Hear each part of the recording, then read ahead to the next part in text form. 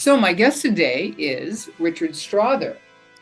Richard is also known as the Widower's Wingman. And Richard helps men get back into the dating scene after the passing of a wife or a long-term relationship. And you can find Richard at rstrother.com. And Richard also hosts a monthly roundtable Q&A. And some of the topics he gets into are what a healthy relationship looks like for you as a man, and what to look for in a woman when you are seeking a new relationship, and what you bring to a relationship, and how to bring your authentic self. Richard, thank you for being here, and maybe you can give us a little bit of background on how you came to be doing what you're doing now. Oh, I've always actually really enjoyed this question. The bulk of my career has been around relationships, just slightly less around what we would conventionally call relationships. I was very much about the relationship between technology and healthy use of technology, and really healthy relationship, using your technology instead of your technology using you. And I was a trainer for Apple for many years, so I was very much about helping people kind of, get their dreams out into the world and how to use their technology to do that. And it's amazing kind of some of the toxic views around that and all of this, but attitudes and relationship between how we relate to information and learning and all of that. And then after my wife Sam passed away in 2018, I was continuing on that bent for a little while, and then I was like, I love what I'm doing, but I know I could be doing something more. I know I could be having more of an impact, but I'm not sure how. And I had this great conversation with one of my friends who, was like, well, wait a minute, take into account your life experiences. And, and if she's listening, Deb, thank you. So she kind of got me to this epiphany. And I was like, well, wait a minute. And I went and I looked and I was like, wow, there is so little resource for widowed men. And especially look, there are, thanks to a couple of really, really important people, Herb Knoll, Fred Colby, there are some great resources, a few, but great resources out there. Mm-hmm. But when it comes to dating, they all just kind of skirt it. And it's like, no, we need to get deeper into what a good relationship looks like, especially after how dating has changed, especially with the shift in how relationships work, because it's no longer about the pre-established roles. Everything's up for grabs now. It's all about the conversation and, what we agree to, mm-hmm. What you need your partner to be, because now we actually have to look at that. So really kind of getting into, okay, so what does a good relationship look like? What are your not just wants but needs? And get into some introspection. And let's be honest, I mean, you and I can both agree, men don't tend to like to read the instruction manual. That's true. That is true. I'm no exception. I get a furniture. I'm like, yeah, good enough. That's right. Well, to that point, you make an excellent point. So, and also with you as somebody with a tech background, how do you merge all that? How does a man in 2023, after the passing of a long-term relationship, how does he come together with all our devices and technology and the new attitude from women? How does all that work? Where would you even start with a man if he came to you now? I love that. Where I would start, honestly, is we don't even touch the tech yet. The fact is that all of this, I mean, I love the old school coaching for the modern man, but we got to get old school on this. We got to get introspective. We got to find out, because when you lose a partner, right, so much of your identity, especially the longer you've been with them, the more so this applies. But you have to take on, when you lose a partner, half of your identity goes with them. So you are no longer their husband, partner, whatnot, especially if you were a long-term caregiver or even a caregiver for a short period of time. That the roles you have to take on, all of a sudden you now have to take on all the roles. You are suddenly responsible for everything. And yes, certainly the kids, but oh wait, now we got to make the lunches, and now it's PTA, or even if you don't have kids, it's, oh wait, now the household and the social calendar and the everything is, it's on you, and Right. you've got to kind of choose. Now you've got to kind of redefine yourself. So that's where it really starts. Is you've got to reimagine a new life. You have to grieve the loss, but not just the loss of the person, but the life not yet lived, the expectations and dreams you had to go forward. You have to make peace with that and kind of go, okay, so that's not going to happen. That's out of the cards. Now what? And reimagine anew. And then you can start, okay, now let's define who I am, what moving forward looks like, how to do that. And let's be honest, and I'm no exception to this. Again, one of the biggest things about coaching or working with people, and I work with people too, because I love the analogy of I'm inside my own jar. Can't read the label, right? You need an outside perspective because you're in your own head. You're in your own bottle. So how do you know what's going on? How do you know how you're perceived from outside? Or how do you know that perspective of, hey, just that little tweak, don't worry about this part. You need to focus here. And that's just here. Once that's done, then we can focus on the next part. So breaking it down and really reimagining, redefining, figuring out who you are and what you bring. Because a new relationship, you never want to start a relationship to try and fill a void. If you're going to start a relationship, it's to share the abundance of the life that you have, or even if the abundance of the life you are building, because you can build together, but you don't want to be creating a relationship out of a void in your life, because that never works out well. Right. Yeah, that's a great point. So this makes me think of what is a man's sticking point when he is in the middle of grieving and wanting to move on, number one, and what's the biggest sticking point a man has when he starts a new relationship? Okay, so those are fantastic questions. The sticking point when you're wanting to move on is we are wired for survival. And men are about fixing things. And I know you've mentioned it before. We're about fixing stuff. Breaking out the duct tape don't help here. So the idea is, but we're wired, we don't like to lose. And I think one of the sticking points is you have to, in part of that reimagining and redefining, you have to kind of take everything that was, internalize it and say, this is how I honor the person who was by honoring the person I've become with them or because of them. And then it's a matter of the sticking point would be, how do I move forward without losing touch or forgetting what was? Right. I don't want to lose, because also to remember that if you haven't redefined your identity, part of your identity is still stuck in that. Yeah. So you can't just leave half of yourself behind, and merrily skip along the yellow brick road here. Right. No, you're right. You're exactly right. So then that's the sticking point. And also, that included in that is, it could be survivor's guilt, guilt about moving on, the feeling like you're cheating or somehow, not honoring the person you lost.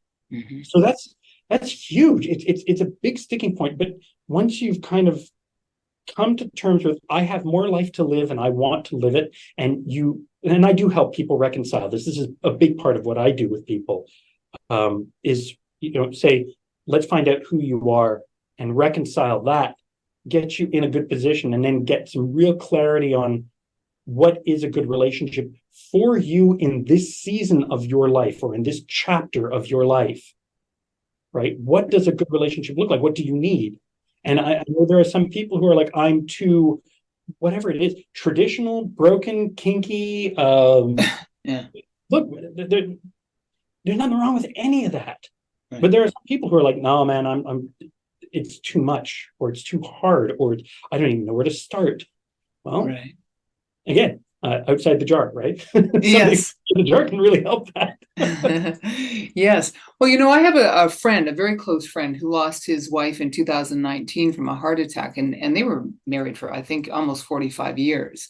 And he certainly has come a long way, but almost everything you've said, he's struggled with. And so he does not have a new relationship yet.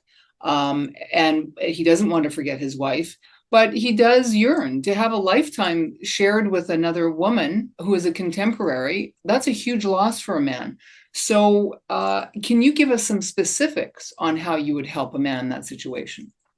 Oh, of course, absolutely. So, again, a lot of this boils down to clarity. And one thing I've kind of a recent kind of thing that I've been talking about a lot, and especially with people who are close to me, is I've really found that relationships can boil down to a very simple formula, or sorry, success in a relationship can boil down to a very simple formula, and it's all about expectations and transparency around those expectations.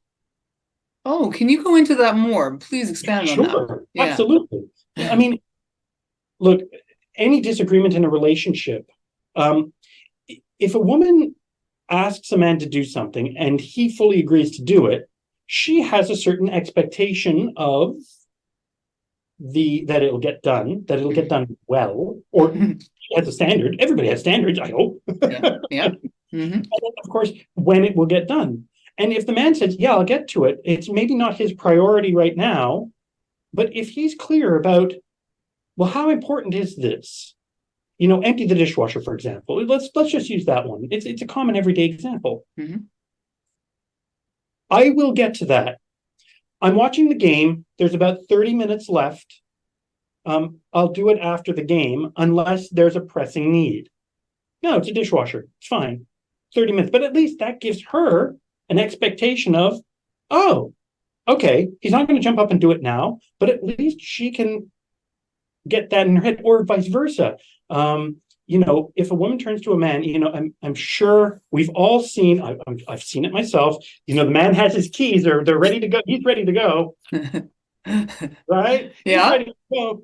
And she's still getting ready. And he's like, well, why is it taking so long? It's like, if she says, I'm going to need about an hour to get ready, or an hour and a half to get ready, go and do what you're going to do. Go and do what you have to do, what you want to do. Don't care. I need an hour, or I need 90 minutes of uninterrupted time. At least then he's not going to get impatient because he knows. Okay. It's kind of, heck, even down to, this even applies to bus schedules. I would rather wait 9 minutes knowing it's 9 minutes than 4 minutes, but I don't know. So the more we kind of apply this rule of, hey, if we're transparent about the expectations, about what our expectations are, and being clear on what their expectations are, it alleviates so much. It really, even about what we're fighting about, what we're arguing about, or, points of contention, if we're open that way, it makes a huge difference. Okay. Those are excellent points. And it makes me think of what's happening now in our society. And, I've been around a while now, and I remember when I was younger, I was kind of a crazy 20-something. And I learned to grow out of that, because society, you're not going to hold down a job or be able to get along with your roommate very well if you keep having emotional outbursts. And what we're seeing now, that seems to be not only commonplace, but supported. And so you, as helping somebody through a relationship, this seems to be now spanning across generations from 20s to 60s. How does someone like you in your position sort of help a man navigate all that? Because it just seems like women are off the hook emotionally. And I don't quite understand it, because I did my best to grow up, and I don't know what's happening. So how do you handle that? I'm very much about open communication and complete authenticity. So I think the outbursts and kind of, okay, well, let's kind of look at it from society down.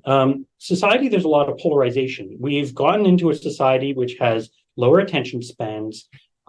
Everything is instant gratification, and when you kind of get into the dating world, when we're used to Uber Eats, for example, where you can order what you want, when you want, how you want, right down to the condiments, and have it delivered to your door, and you never even have to make any effort aside from pushing submit. Right. We can't have that in dating. That doesn't work like that. You can't go into a date looking like, checklist, got to check off the list. Exactly. You're going to miss opportunities for great people. So you have to really, I think, the best way is I kind of take Mark Manson's approach, the author of The Subtle Art of Not Giving a Fuck. Okay. Right. But the Right. idea of, if everything's super important, nothing is super important. If you expend your energy on, on trying to be, outraged at everything, what energy do you have left for the good stuff, for the important stuff? What's important enough? And your relationship, I would hope, is important enough. So if she gets outraged, or where is this coming from? And really kind of, again, the expectation, get down to, okay, I'm going to let you vent it out a bit, but where's this really coming from? And the patience to just listen. And that's a skill I think we all deserve to develop, because a lot of what's going on right now is people are screaming louder because they feel they have no voice. Mm. But the second you give somebody a voice, you give the space to be open. That's where I definitely work with men, and especially with relationships.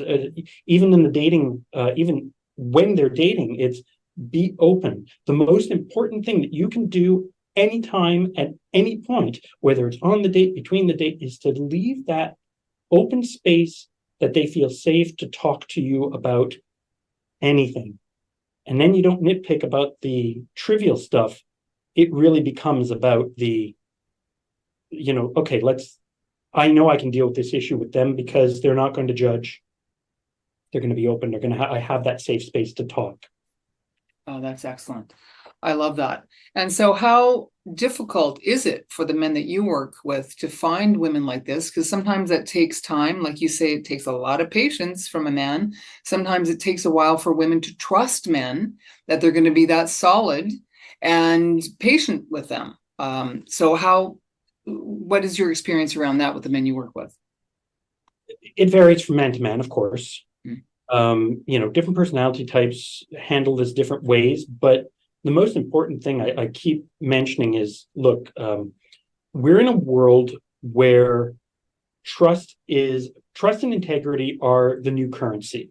You can say whatever you want about any type of, but the currency of our society is integrity and trust, more and more. So, and trust, I think it's from the Family Man. Trust is a tough creditor.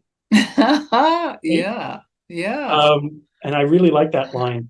So the idea of, look, the loudest language you can ever speak is your actions. Know your love languages, know your partner's love languages, speak them frequently, speak them all the time. I don't believe in Valentine's Day. I think it's a stupid idea, because then it gives an excuse to take away importance from every single day. And I believe in celebrating, something small victories. I'd rather have 300 small victories than one really big one. Oh, wow. I love that. And now it makes me tempted to ask, I don't want to get too personal. Well, I know that you're from your website, you mentioned that you're now in a new relationship after the passing of your wife. And so I just was curious, for your own personal experience, how have you changed in this new relationship as opposed to when you were married before? Well, my new partner is exceptional. She's wonderful. She is a very private person, and that's fine. She's a homebody, and I can't argue with that, because, well, I am too. So that works out really well. But what was really, how have I changed? She's wonderfully supportive, and our love languages are just wildly compatible. And this year, a little later this year, it's been over a year and a half now, going on 2 years. And it's funny because, where most people would argue, we'll argue, but we'll argue in that playful, banterish, like we'll actually argue, but like a traditional argument, a proper argument where it's, I have this idea and this is my feelings and here's my justification. And here's, okay, but I'm willing to listen to your point. And we have come to some great conclusions together where and there are some points where it's like, okay, well, we agree to disagree on this, but generally we're on the same page. Okay, excellent. Do you teach men how to have arguments like that with their Oh, as ladies? much as possible. Okay. And I'm very, one of the big things that I do with men is healthy skepticism. Oh, what do you mean by that? Oh, okay. So healthy skepticism. The idea that everybody's got an angle, and this starts with the dating sites, but it's kind of a good thing to have in life. And if anybody's watched CSI Miami, you'll hear David Caruso say, "Trust but verify." Yeah. And I like that one very much, and that's very much what healthy skepticism is. It's, you know what, I'm going to give you the benefit of the doubt, but I'm going to verify it, and it's nothing against you. I'm just going to do my due diligence. But also in terms of the dating, it's a matter of, okay, this sounds good. This almost sounds too good to be true. I will accept it, but I will accept it with a grain of salt. I will accept it not, I'm not going to put all my eggs in that basket. I'll hold the basket. Maybe put an egg or two in there, but I'll reserve judgment until something comes up. And here's the thing: is that's what I think, and correct me if I'm wrong here, but I think that's how a lot of women approach being approached by a man or a new relationship. It's, I need to be able to trust. I'm going to be skeptical. So men, take heed. I'm going to be skeptical. Make sure your actions back up your words. And you don't have to go big. You just have to be consistent. Oh, perfect. Absolutely perfect. Yes, that is so true. Don't have to be big, just be consistent. That's so true. Now, I want to maybe shift gears just a tiny bit here. We're in similar fields in this way, and you've probably heard some crazy stuff from men, as I have, and I have noticed a bit of a trend. A lot of men, even in their middle years, are starting to experiment sexually. And, without, really going off the rails here, I find it a little unusual that a lot of otherwise heterosexual men have started to explore homosexual relationships. And I'm just wondering how often that comes up in your work and how you deal with that. Funny, it really hasn't. Oh, okay. And I'm in Montreal, which is one of the most sexually liberal cities that I've ever seen. I mean, we have an entire weekend. We have an entire fetish weekend in the summer. So, okay. We've got some pretty interesting stuff going on, but I haven't run into it myself. I think the people who are more attracted to me are slightly more traditional in that they're looking for a single long-term relationship, and maybe they're willing to experiment, but that's kind of, they haven't really gone too far in discussing that with me. All right. Okay. Fair enough. So now in general, I would love to hear your opinion on what you see happening societally. I think it's very strange that we seem to see more issues around people who are transgendered. And in some ways, it just doesn't seem very healthy to me. And I would love to hear your input on that. It's funny. I have a roommate, and we discuss this kind of thing quite a bit. The larger society and whatnot. I think my view of this very much, to illustrate this, I go back to 60 Minutes, where Morgan Freeman was being interviewed, and it was Mike Wallace who was interviewing him, and said, "What do you think about Black History Month?" And Morgan Freeman turned and said, "I think it's stupid. I don't think we should have it." And his argument was, why would you have a Black History Month? It's history, right? It's not your history or my history. He turns to Mike Wallace. He goes, he goes, you're Jewish. He goes, yes. He goes, would you want a Jewish History Month? Mike Wallace is like, no. He goes, then why would I want a Black History Month? So I think this idea that we keep trying to polarize and segregate, and this idea that there still is so much fear mongering and sensationalism, and we need to kind of recalibrate where we thrive, or no, we don't thrive. We are inundated with so much of this drama, this needless drama, that, and I mean, just kind of going back, look, and yes, I know it has nothing to do with trans per se, but Trump's indictment, the O.J. Simpson trial, all of these things that keep going back. You keep looking at how much the media kind of pushes these things at the public, and makes a spectacle. The Johnny Depp and Amber Heard. Yes. So Yes. these things are so pushed in our face. Here's my thing. We have an enormous gay village here in Montreal. We have transgendered people. We have drag shows. We have quite a few drag shows, actually.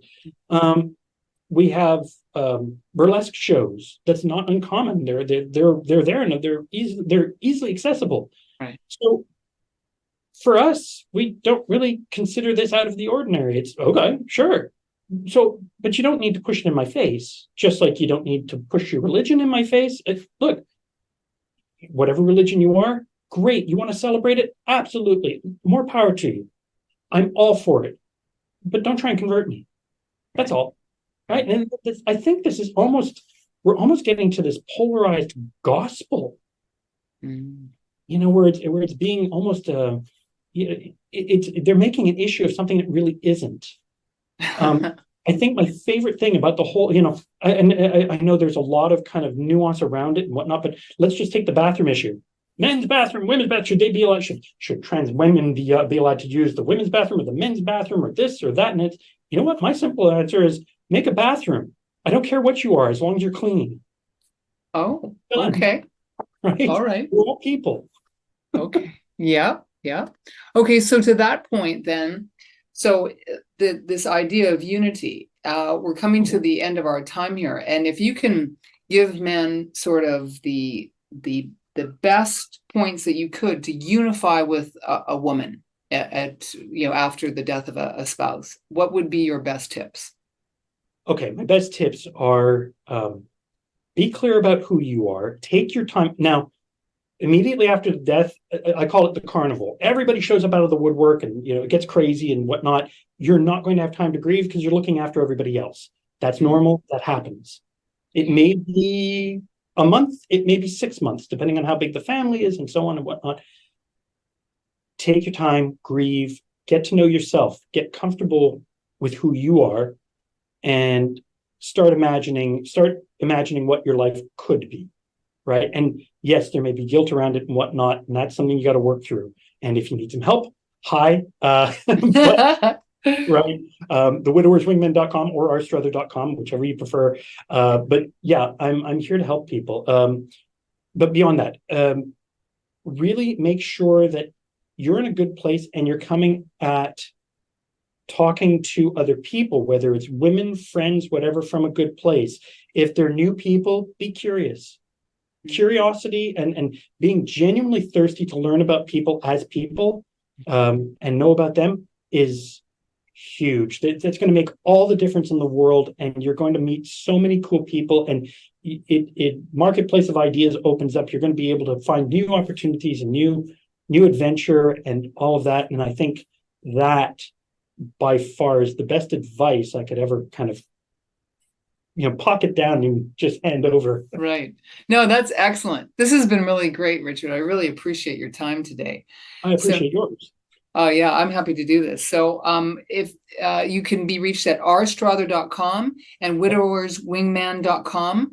And what's best for people to connect with you? Do they book an appointment with you? Do they do that monthly Q&A, the roundtable that you have?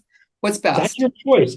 You can book a straight up call with me. The site says 45 minutes, or it'll say 45 minutes. That's a systems thing. I'll take the time needed.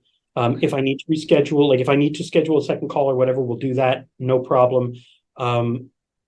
People can reach me. Look, if you want to find me on Facebook or on LinkedIn, I'm easy enough to find. The Widowers Wingman. You'll find me. You can check out, if you go to the website, you can see the videos on YouTube, my weekly tips and tricks, little thoughts here and there, much like the Bridges Bulletin does. And, okay. And I'd love to meet you guys. Really, I know it may seem intimidating, but please do reach out.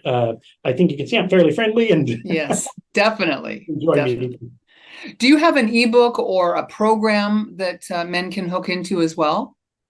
That's all in the works. That'll come later. I'm really focused on working with people one-on-one. If anybody wants to know about when I do work with them, I have one goal in mind, and that's to get you ready to and through 6 successful milestone dates with one person. You can go on 51st dates if you want, but 2 and through 6 successful milestone dates with one person.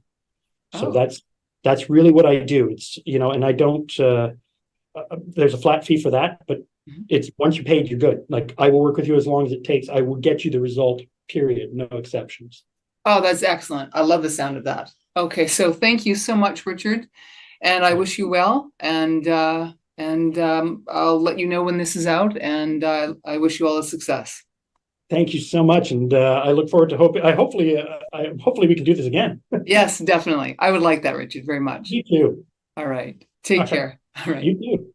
Thank you. Bye now. Bye-bye. And if you need any help, please contact me. My main website is relatorsmanual.com. There's lots more information there. My name is Diane Bridges, and I'm happy to talk with you at any time. In the meantime, thank you for listening and have a very sensual day.